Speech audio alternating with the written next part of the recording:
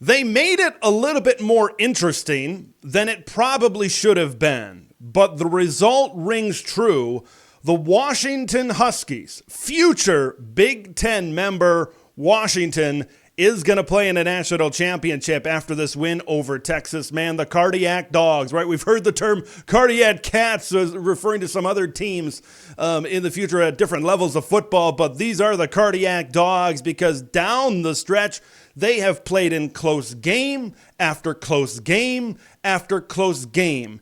And somehow, some way, the Washington Huskies always find a way to come out on top. 14-0 Pac-12 champions and now Sugar Bowl champions. Let's break this one down a little bit as well. You know, when you really talk about this game, you have to talk about the Washington offense because there's really different facets, there's different levels, there's different layers of the onion that you really have to peel back when you talk about the Washington Huskies in this game. I think a big key for Washington coming in was the front of Texas. That was a big matchup that I outlined in my preview.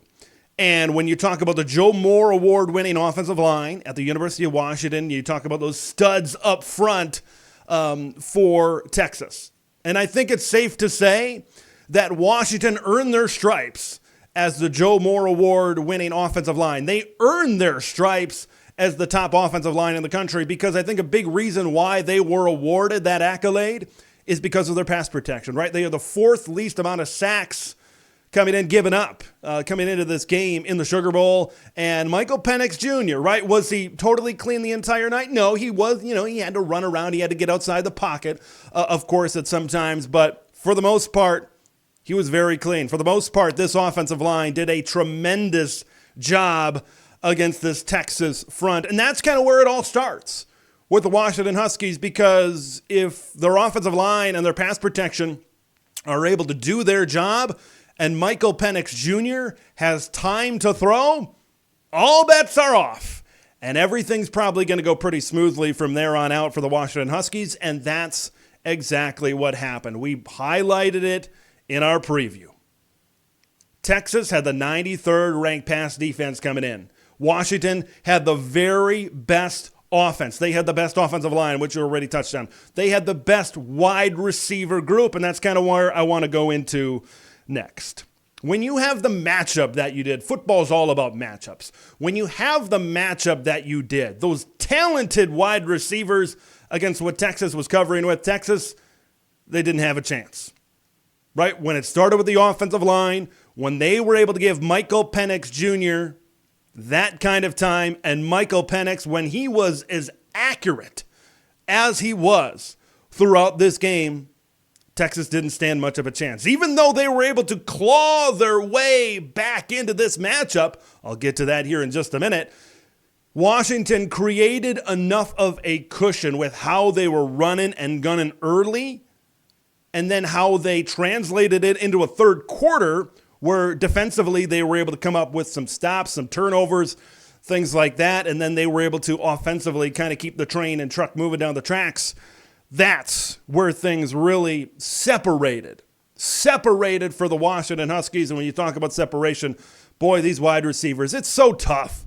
You got 3 NFL caliber players with Rome Odunze, of course, statistically the best wide receiver in college football. Look, we know what this channel is about, right? And Marvin Harrison Jr. is an extremely talented player, but if I'm submitting a ballot for the Biletnikoff Award, I'm probably submitting it for Rome Odunze. Jalen Polk, a 1,000-yard receiver. I think Jalen McMillan was 1,000 yards last year. Of course, injuries. When he came in to this lineup, right, in the last couple of games, in the last couple of weeks, that's really where things got extremely dangerous. That's where things really got put over the top for the Washington Huskies. If you can trot out those 3 guys, how do you match up against that? Like, we're going to look ahead. We're going to preview eventually this game in the national championship, right? The Will Johnsons of the world and the Mikey Sainristills of the world over at Michigan. Even that type of secondary, I think, is going to have problems matching up with this Washington wide receiver group, more or less the secondary that the Texas Longhorns are trotting out there. But just how much can you talk about how accurate, right? This is everything works together. This Washington offense is such a machine.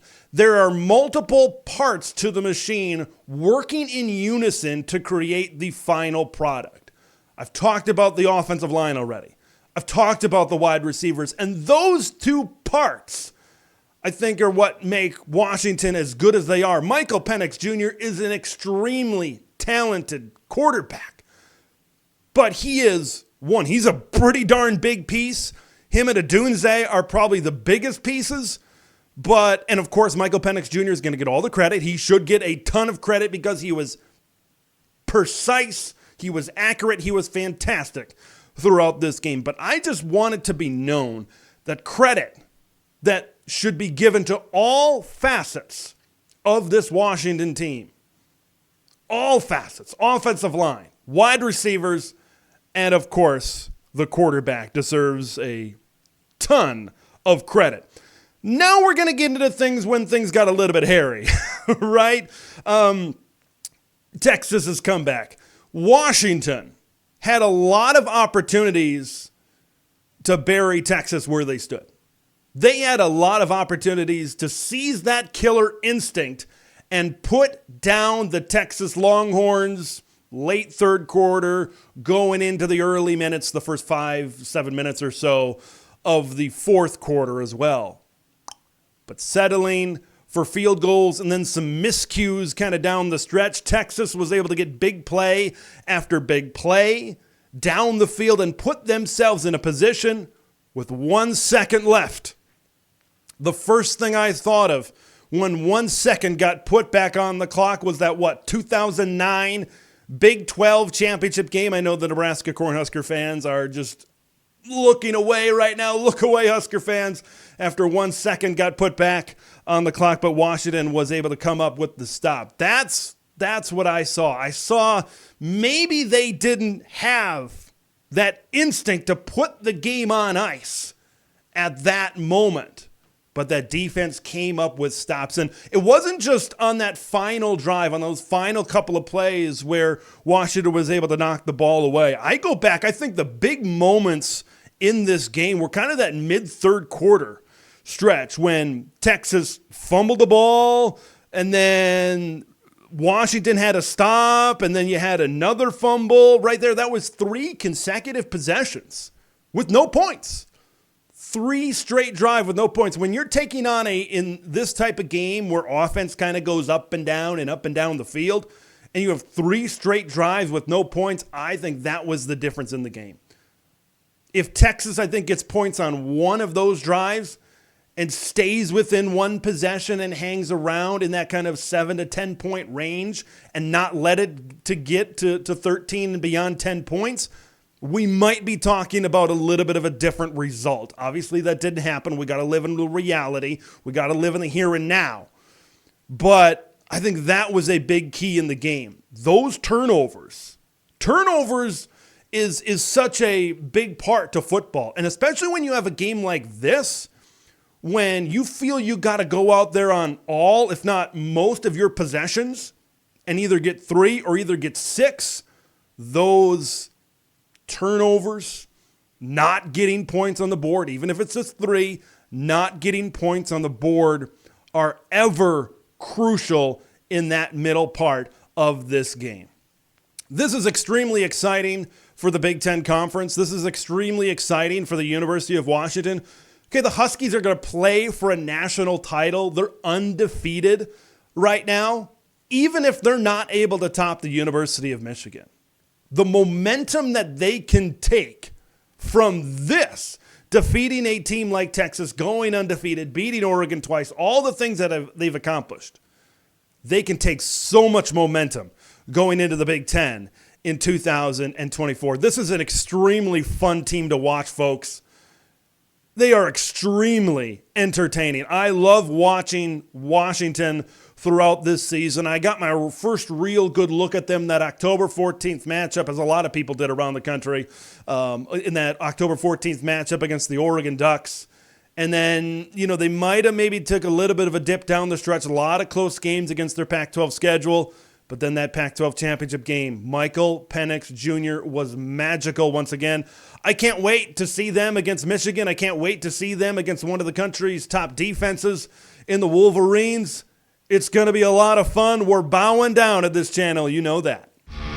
Thanks for watching Big Ten Ted, where it's all Big Ten all year long. Make sure to like the video to spread the word of Big Ten Ted to the masses, and subscribe to the channel for updates on Big Ten content that drops every day.